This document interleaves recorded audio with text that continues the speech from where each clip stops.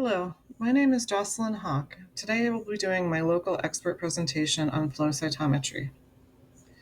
So what is flow cytometry? Flow cytometry is a technique that can quantitate cells and sort them based on their optical properties by scattering and light fluorescence. This is advantageous because you can scan a large number of cells in a short period of time, usually greater than 1,000. It uses fluorescent dyes for detection that are easy to purchase and easy to use. It is used in many biological and clinical research applications. Here is an overview of a schematic of the inside of a flow cytometer. Here you have your cells coming through that are labeled. Here you have your light source that is typically lasers and your focusing lenses. And over here you have your detection and filters. So there is a common workflow for flow cytometry. The first item would be the fluidics.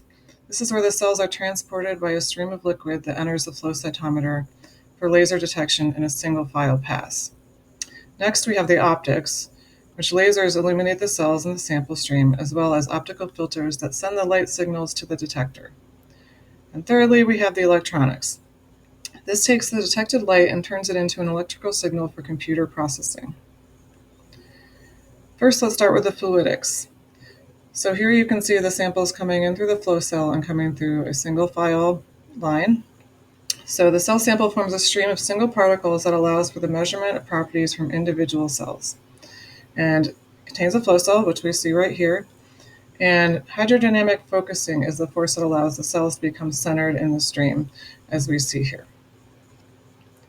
The optics. So the laser is used as a light source, and we get two different dimensions from the light source.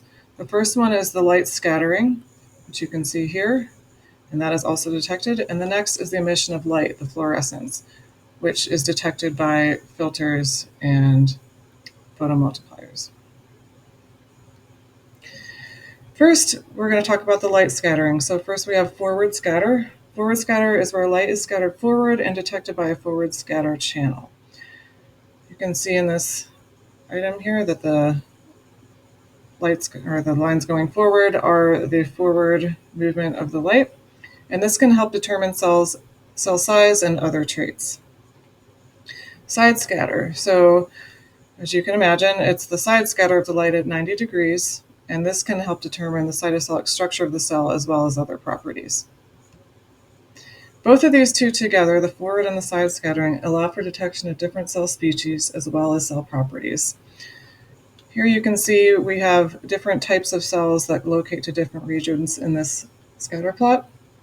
So it's easy to detect the type of cell just by the light. So fluorescence detection. So the fluorescence measurements are taken at different wavelengths. Here you can see the different wavelengths of the fluorophores. This provides quantitative and qualitative data. This can help distinguish between cells based on fluorescence marker, so you can multiplex with many different cell types. The PMT filters, or photomultiplier tubes, are used to distinguish between light signals that only detect certain wavelengths. Here are some vendor fluorochromes. Here you can easily get information on what cell types you can use with what type of fluorophore. And this one's from Beckman Coulter, and this one is from Abcam. So detection. So we detect the signal from the light of the laser as it's converted into electrical pulses by the optical detector. The electronic subsystem converts photons to photoelectrons, and then the computer processes and converts the detector data into plots or histograms. Here you can see the laser and the different filters down here in mirrors, as well as your sample coming through. This is the type of data you will get when you're running your flow cytometry, so you will get a lot of data plots, and including a histogram. So here you have different types of plots that can tell you different types of things about each of your cells, and how much of it is there, and if any have died. There's a lot of things that you can tell from these plots. So the basic flow of flow cytometry starts with first the biological sample. Cells are needed and gathered from either tissue culture or other sources. Next, they are labeled with a fluorescent marker, usually attached to an antibody.